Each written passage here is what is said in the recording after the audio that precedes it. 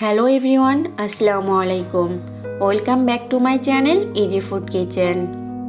আজ আমি আপনাদের জন্য আরও একটি নতুন রেসিপি নিয়ে হাজির হয়েছি। আজ আপনাদের তৈরি করে দেখাবো পাউরুটি আর দুধ দিয়ে খুবই সহজেই খুবই মজার একটি ডেজার্ট, যাকে আমরা পাউরুটির মালাই চপও বলে থাকি। এই ডেজার্টটি বানানো যতটা না সহজ, খেতে তার থেকে অনেক বেশি মজার। তাহলে চলুন আর কথা না বাড়িয়ে রেসিপিটি দেখে নেই। পাউরুটির মালাই চপ বানানোর জন্য আমি এখানে কয়েকটি ব্রেড স্লাইস নিয়ে নিয়েছি। আপনারা আপনাদের পছন্দ মতো যে কোনো ব্রেড নিতে পারেন। এবার এই ব্রেডগুলোতে আমি সুন্দর একটি শেপ দিয়ে দেব। এখানে আমি একটি ব্রেড নিয়ে নিয়েছি। এরপর এরকম একটা কুকি কাটার নিয়ে নিয়েছি। যদি আপনাদের হাতের কাছে কুকি কাটার না থাকে, তাহলে আপনারা যে কোনো কেচি অথবা ছুরি দিয়েও আপনাদের পছন্দ মতো শেপ দিয়ে দিতে পারেন। অথবা বাসায় যদি কোনো গোল শেপের গ্লাস থাকে, সেই গ্লাসটা দিয়েও এভাবে শেপ করে নিতে পারেন। পছন্দ মতো শেপ দেওয়ার পর এই যে বাড়তি অংশটা দেখছেন, এটা ফেলে দিব না। এটা আমি শুকিয়ে নিয়ে তারপর ব্রেড ক্রাম্বস বানিয়ে নিব। কেননা যে কোনো নাস্তার আইটেম তৈরিতে ব্রেড ক্রাম্বস খুবই দরকারি। সবগুলো ব্রেড আমি গোল শেপ করে কেটে নিয়েছি। এখন একটা প্লেটে সুন্দর করে সাজিয়ে নেব।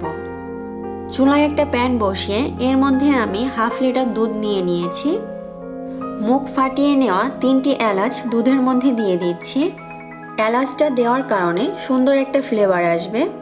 হাফ লিটার দুধকে জাল করে আমি অর্ধেক করে নেব। আপনারা চাইলে এই কাজটা গুঁড়ো দুধ দিয়েও করে নিতে পারেন, এতে সময় কম লাগবে। দুধটা অনবরত নেড়ে চেড়ে নাড়তে নাড়তে দেখুন প্রায় অর্ধেক হয়ে এসেছে। এ পর্যায়ে এর মধ্যে দিয়ে দিচ্ছি 1/3 কাপ পরিমাণ চিনি।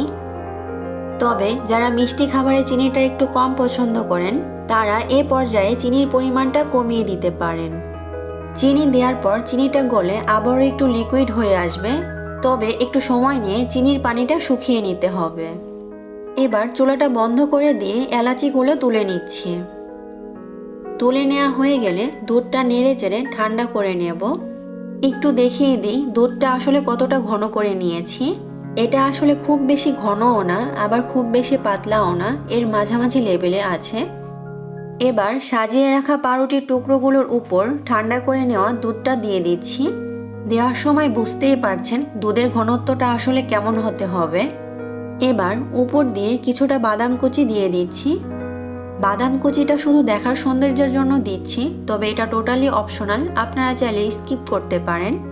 বাদাম ছাড়াও এই মালাই চপটি ভীষণই ভালো লাগে। এই মালাই চপটি বানাতে একদমই সময় লাগে না। বাসায় হঠাৎ করে কোনো গেস্ট আসলে খুবই অল্প সময়ে এবং স্বল্প খরচেই আপনারা এটা বানিয়ে নিতে পারবেন।